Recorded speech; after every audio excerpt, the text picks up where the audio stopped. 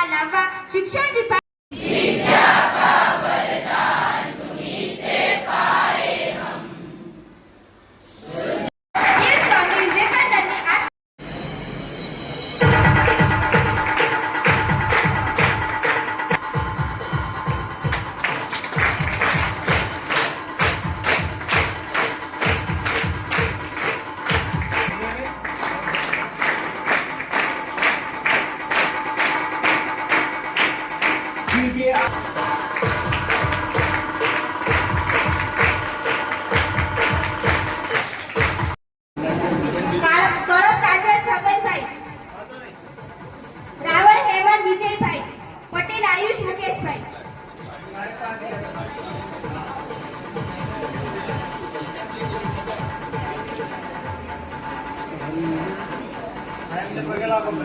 आशीर्वाद है एमना કેટલા પહોંચો હા આવો આવતા રહો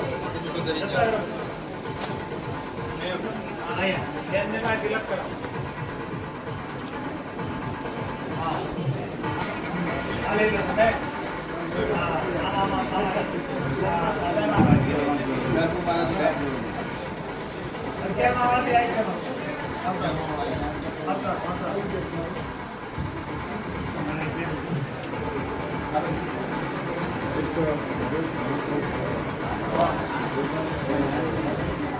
प्रसाद ले लो मनसुरा भाई साहेब भाई प्रसाद लो આપણે ક્લેપા બોર્ડ જોતા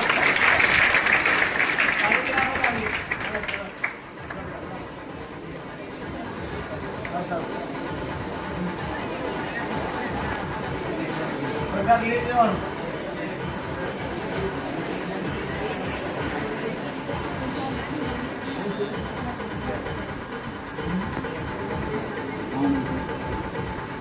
આવેલ વાલી પરિવારનું સર્વોદય સેવા સંઘ સ્કૂલ હાર્દિક સ્વાગત કરે છે.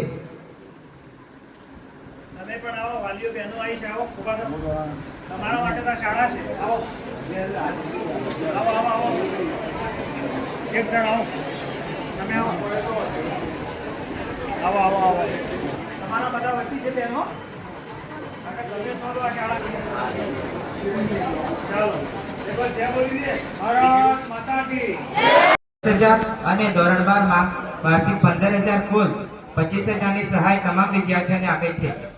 મુખ્યમંત્રી જ્ઞાન સાધના મેરિટ સ્કોલરશિપ યોજના અંતર્ગત રાજ્યના પ્રથમ 25,000 વિદ્યાર્થીઓને 9-10 માં 3,000, 11-12 માં 4,000 શિષ્યવૃત્તિ આપે છે. તેટલી જ રકમ મહત્વની છે. સજીવ ખેતી પ્રાકૃતિક ખેતી તરફ જવું જરૂરી છે.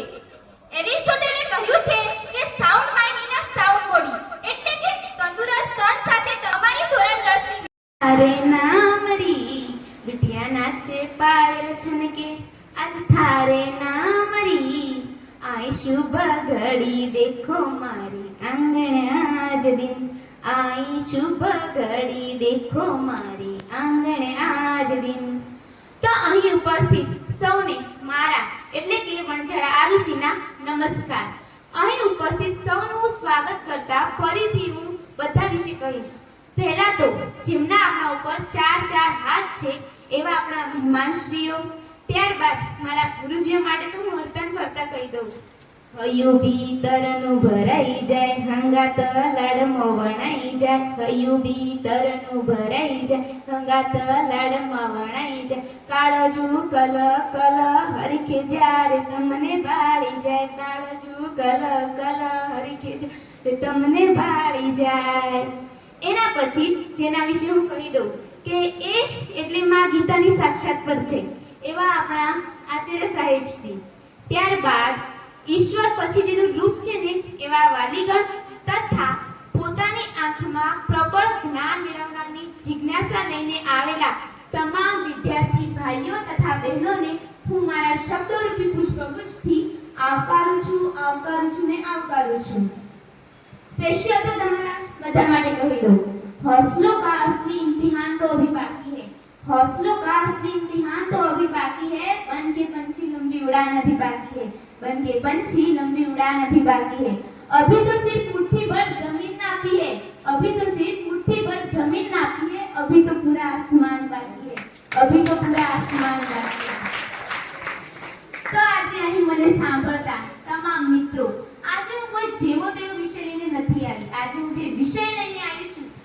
આપણા જીવનનો પાયો છે, આપણા સપનાઓની ઉડાન છે અને આપણા ભવિષ્યની ઓળખ છે. અને એ વિષય છે સ્વાસ્થ્ય અને પર્યાવરણ. આજે મારી વાતનો જે મુદ્દો છે એનાથી આપણો સમાજ આજકાલથી નહીં પણ છેલ્લા 5000 વર્ષોથી જોડાયેલો છે. માત્ર જોડાયેલા નથી, એ આપણી જયો છે જેના પર આજે આપણે ટકી રહ્યા છીએ. પણ ક્યાંક મને એવું લાગી રહ્યું છે કે આપણે આપણા આ જ પાયામાં લૂણો લગાવી રહ્યા છીએ. કઈ રીતે? બધાને કહેવાની જરૂર નથી, ખબર જ છે કે વૃક્ષો આપણે જ કાપ્યા છીએ, એટલે મારે કહેવાની જરૂર નથી. નાનપણમાં તો વૃક્ષો નીચે ઘણા રમ્યા, ઘણા બધા પક્ષીઓ વચ્ચે તો આપણે મોટા થયા. ટૂંકમાં કહું તો આપણે તો વૃક્ષો નીચે જ મોટા થયા. હવે એક પ્રશ્ન ઉઠ્યો મારો કે પરિસ્થિતિ સમજજો, ધ્યાનથી સાંભળજો, કોણ જવાબ આપી શકે છે એમાં જોવું છે. કે માનો કે કાલ સવારે તમે ઉઠ્યા અને તમને શ્વાસ લેવા માટે શુદ્ધ હવા જ નથી મળી, તો જો તમને પાણી બોટલના ભાવે નહીં પણ સોનાના ભાવે મળ્યું, એ દિવસે આ બધામાંથી કોણ કહેશે કે ઓલ ઓકે, બધું ઠીક છે, કંઈ નથી થયું? કોઈ કહેશે? નહીં કહી શકશે. અને આ જ હકીકતને સાબિત કરવા માટે, આપણા સુધી પહોંચાડવા માટે, આપણને સમજાવવા માટે દર વર્ષે વર્લ્ડ એન્વાયરમેન્ટ ડે 5 જૂને ઉજવવામાં આવે છે. પણ કોઈ કહેશે કે આ દિવસ આપણને ઉજવવાની જરૂર કેમ પડી? મતલબ આપણી એવી કંઈક હરકતો તો જોઈએ છે સરકારે, ત્યારે એમ કે પર્યાવરણનું સંરક્ષણ હવે ભલે જાતે ના કરે પણ કરાવવું પડશે, એવું કંઈક જોયું છે ને આપણામાં. નાનપણમાં જ્યારે વૃક્ષો નીચે રમ્યા એના માટે હું કહી દઉં कि यारा पेड़ों की छांव में ही तो जिंदगी मुस्कुराती है, पेड़ों की छांव में ही तो जिंदगी मुस्कुराती है, वरना ये धूप तो हर किसी को जलाती है, वरना ये धूप तो हर किसी को जलाती है. वनों की ऐसी कटाई दिखने लगी है, वनों की ऐसी कटाई दिखने लगी है कि प्रकृति भी उस पर चीखने लगी है, कि प्रकृति भी उस पर चीखने लगी है. मानव जाति ने किया ऐसा सर्वनाश की, मानव जाति ने किया ऐसा सर्वनाश की, अब ऑक्सीजन भी बिकने लगा है, अब ऑक्सीजन भी बिकने लगा है. આજે કેટલાક લોકો એવું વિચારતા હશે કે ઓક્સિજન હવામાંથી કાઢીને કઈ રીતે વેચાય, તો કોરોના વખતની સ્થિતિ યાદ કરી લેજો તો બધાને ખબર પડી જશે. ત્યાર પછી પ્રકૃતિ એ આપણા માટે શું છે, આપણને કઈ રીતે અસર કરે છે એ તો કહેવાની જરૂર નથી, બધાને ખબર જ છે. પણ પહેલા તો ચૈત્ર મહિનો ચાલુ થતો નતો એટલે વરસાદ તો એના દર્શન આપી દેતો હતો, પણ આ વખતે તો 6ઠ્ઠો મહિનો પૂરો થવા આવી ગયો ત્યાં સુધી વરસાદના તો ક્યાંય અતાપતા નથી. કદાચ ગાડી ક્યાંક અધવચ્ચે બંધ પડી ગઈ છે એવું લાગે છે. આપણી માણસની સામાન્ય જરૂરિયાત શું છે? રોટી, કપડાં, મકાન. પણ આને એ માણસ ઈચ્છે છે કે મારી પાસે હસતું રમતું પરિવાર હોય, સારી નોકરી હોય, પણ એ માણસ કદી આવું કેમ નથી વિચારતું કે મારી પાસે શુદ્ધ પર્યાવરણ હોય, સારું પર્યાવરણ હોય, પ્રદૂષણ મુક્ત પર્યાવરણ હોય. અને એના વિશે હું કહી દઉં કે हवा में धुआं है, खाने में जहर है, हवा में धुआं है, खाने में जहर है, नसों में खून की जगह नशे का कहर है, नसों में खून की जगह नशे का कहर है. जंगलों को काटकर अखबार छाप रहे हो, जंगलों को काटकर अखबार छाप रहे हो, और हर सुबह उसी अखबार में जंगल के राजा की घटती संख्या पर ज्ञान बांट रहे हो. भाई वाह, ये तो कुछ अलग ही लेवल के बंदे, मतलब खुद ही करते हैं और खुद ही बोलते हैं, मानना पड़ेगा. शुद्ध हवा, शुद्ध वायु तो प्रकृति का उपहार है. इसकी विकास कर रहे हो पेड़ों को काट कर, तो वो विकास भी बेकार है, वो विकास भी बेकार है. हमारे जीवन की जो सामान्य जरूरतें होती है, जब वो जरूरतें जरूरत से ज्यादा जरूरत बन जाती है ना, तब वो हमारे लिए कुछ ऐसी मुश्किलें खड़ा करती है कि हम ना आगे जा सकते हैं ना पीछे जा सकते हैं, बस बीच में ही कहीं अटक से जाते हैं. पर्यावरण પછી બીજું શું છે? સ્વાસ્થ્ય. શું છે સ્વાસ્થ્ય? સ્વાસ્થ્ય એટલે માત્ર એટલું નહીં કે આપણા શરીરમાં બીમારીઓનો અભાવ, એટલે બીમારીઓ નથી એવું નહીં, પણ વિશ્વ સ્વાસ્થ્ય સંગઠન કહે છે, વિશ્વ સ્વાસ્થ્ય સંગઠન કહે છે કે સારું સ્વાસ્થ્ય એટલે શું? સારું સ્વાસ્થ્ય એટલે કે આ મનુષ્ય માનસિક, શારીરિક અને સામાજિક થી પૂર્ણ રીતે સ્વસ્થ હોય, એરિસ્ટોટલે કહ્યું છે sound mind in sound body, એટલે કે આપણું શરીર સ્વસ્થ છે પણ મન જ અશાંત હોય તો આપણે સ્વસ્થ કહેવાય ના. માનો કે ઘરમાં ખૂબ પૈસા છે, બહુ ધનવાન છે, પણ સંબંધમાં શાંતિ નથી તો આપણે ધનવાન કહેવાય ના. શ્રીમદ ભગવદ ગીતામાં પર્યાવરણ અને સ્વાસ્થ્ય બંનેને પરસ્પર જોડાયેલા કહેલા છે. કેમ કે એમાં એવું પણ ઉલ્લેખ કરવામાં આવ્યો છે કે આપણું જે બાહ્ય પર્યાવરણ છે એ મનુષ્યના આંતરિક એટલે કે શારીરિક, માનસિક અને સામાજિક સ્વાસ્થ્યને પણ અસર કરે છે. ગીતામાં એ પણ કહેવામાં આવ્યું છે કે જે બાહ્ય પર્યાવરણ છે એ મનુષ્યના આંતરિક પર્યાવરણ પ્રદૂષણનું જે પ્રતિબિંબ છે. કે શ્રી કૃષ્ણે ભગવદ ગીતામાં માત્ર આધ્યાત્મિક વાતો જ નથી કરી પણ પ્રકૃતિનું સંતુલન, એનું સંરક્ષણ, સંતુલિત જીવનશૈલી અને શુદ્ધ ખાનપાન વિશે પણ ઘણું બધું કીધું છે અને એના વ્યવહારિક સૂત્રો આપ્યા છે જેના માધ્યમથી આપણે આપણા સ્વાસ્થ્યને સુધારી શકીએ. શુદ્ધ ખાનપાનની વાત આવી ગઈ એટલે જંક ફૂડ, ફાસ્ટ ફૂડ એ બધું મિત્રો થોડું બંધ કરી દેજો. અને બીજું એક વિશેષ કહીએ તો દિવસમાં ઓછામાં ઓછા એક વખત તો પોતાના પરિવાર સાથે જમશો ને તો 100% પરિવારના દરેક સભ્યનું સ્વાસ્થ્ય સુધરશે. ગેરંટી આપીને કહું તો સુધરશે જ. છેલ્લે મારી વાત પૂરી કરીશ પણ એના પહેલા બસ એટલું કહીશ કે કદી પ્રકૃતિ સાથે છેડખાની ના કરતા, પ્રકૃતિનું સંતુલન તો કદી ના બગાડતા. કેમ? કારણ કે આવતી પેઢીની અપશબ્દો જે બોલશે ને આપણને સાંભળવી પડશે. અને પ્રકૃતિ સાથે તો છેડખાની કદી નહીં કરતા, ભૂલથી ના કરતા. કેમ કે જ્યારે પ્રકૃતિનું સંતુલન બગડશે ને એ દિવસ પરિણામ ભયંકર આવશે. ભલે પ્રકૃતિ આ કુદરતની હોય કે પછી આ માણસની.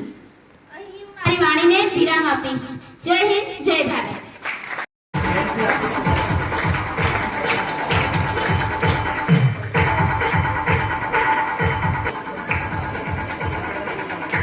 માર્ચ 2026ની ધોરણ 10ની પરીક્ષામાં છઠ્ઠું પણ જણાવતા આનંદ થાય છે કે અમારી શાળામાં ધોરણ 9માં 102 વિદ્યાર્થીઓએ પ્રવેશ મેળવ્યો છે, જેમાંથી 3 વિદ્યાર્થીઓએ એનએમએસ પરીક્ષા અને 31 વિદ્યાર્થીઓએ જ્ઞાનશાસ્ત્ર મેરિટ સમૂહની પરીક્ષા પાસ કરી મેરિટમાં આવેલા છું.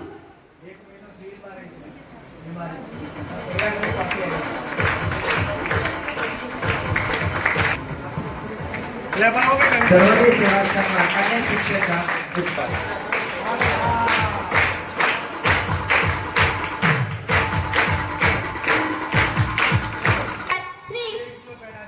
શ્રી સુરેશભાઈ ઉમાશંકર પંડ્યા પુના ગામ વાંકન્ય તરફથી મળ્યો છે, તેમને પણ બિરદાવીએ છીએ. હું મારી સલામતી માટે સંકલ્પ કરું છું કે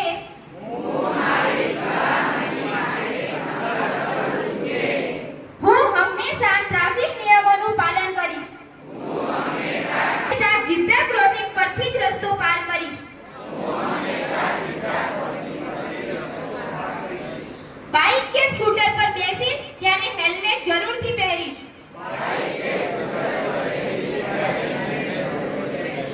ડ્રાઇવિંગ લાયસન્સ વગર ક્યારેય વાહન ચલાવીશ નહીં. રસ્તા પર ચાલતી વખતે ન તો મોબાઈલ વાપરીશ ન તો હેડફોન લગાવીશ. હું સ્કૂલ બસમાં ચડતી અને બસમાંથી ઉતરતી વખતે શાંતિ અને શિસ્તથી લાઈનમાં રહીશ. નહીં કરું. હું રસ્તો ક્રોસ કરતા પહેલા જમણી, ડાબી અને ફરી જમણી બાજુ જોઈને જ પસાર થઈશ. હું મારા મમ્મી પપ્પાને આગ્રહ રાખીશ.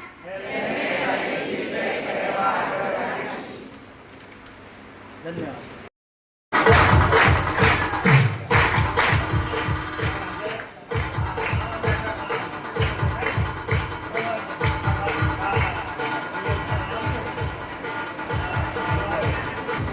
ભાઈ આપણે કેમ આપતા હોય બેટા? હા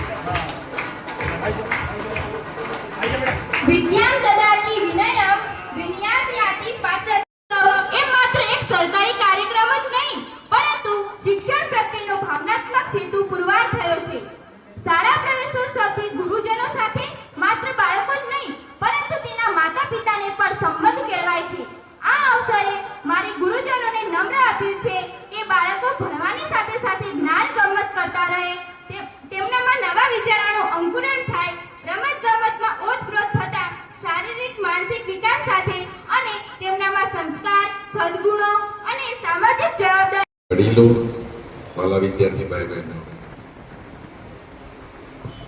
શાળામાં 9 અને 11માં પ્રવેશ લેતા સર્વે વિદ્યાર્થીઓને અમારી ખૂબ ખૂબ શુભકામના અને સારી રીતે ભણો, શાળાનું નામ આગળ રોશન કરો એ જ અભ્યર્થના.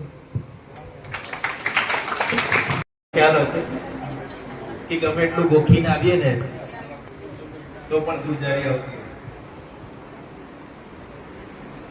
એટલે દીકરીને એટલા માટે ઇનામ આપ્યું કે એણે એની પોતાની શૈલી વિકસાવી લીધી છે અને બોલવામાં જો પોતાની શૈલી આવે ને તો સાંભળવા વાળાને રસ પડે.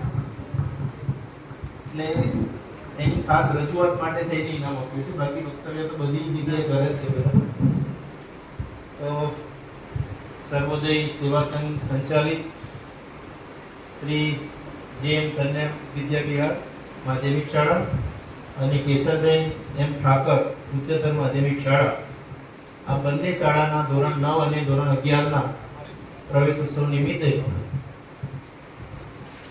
સ્ટેજ ઉપર ડાયસ ઉપર પધારેલ સંઘના પ્રમુખશ્રી, અન્ય મારી સાથે રૂટમાં આવેલા નાયબ કાર્યપાલક ઇજનેર યુજીવીસીએલ બેનશ્રી ભાવેશભાઈ, અન્ય આરોગ્ય, કે કોઈ પણ કાર્ય આપણે કરીએ ને તો એની શુભ શરૂઆત થાય તો કામ અડધું થઈ જાય એવું માની લઈએ છીએ. અને એનો અનુભવ તમને કદાચ 10મા બોર્ડની પરીક્ષા આપતા હશે એ લોકોને થઈ ગયો હશે કે ભાઈ આખું પ્રશ્નપત્ર વાંચ્યા પછી એક પહેલો પ્રશ્ન સારો લખાઈ જાય ને એટલે મનને હાસ થતી હશે કે હા હવે બરાબર. તો પ્રવેશ ઉત્સવ આવી જાઓ બધા ભાઈ, આપણે ફોટો લેવાનો છે. બેનો પેલી બાજુ. હા, શેનું ઝાડ છે બોલો? ભાઈ કયું ઝાડ છે? બોરસલ્લી. સૌથી વધારે પક્ષીઓ માળા કરે. તમે જતા રહો ભાવેશભાઈ સાહેબ પાસે. આવી જાઓ. આવતા વર્ષે કદાચ આટો મારીએ તો બેઠેલી હોવી જોઈએ. હા, ચાલો હળો. ભાઈ તારું નામ શું? આ જવાબદારી તારી. તારું ભાઈ આ રામનગરનો છે ભાઈ. હાઈસ્કૂલ છે તો એ નથી, તો શપથ વાળો છે. મારે અહીં જ ભણવું છે. ચાલો થઈ ગયું ભાઈ. ચાલો એક ફોટો સેશન.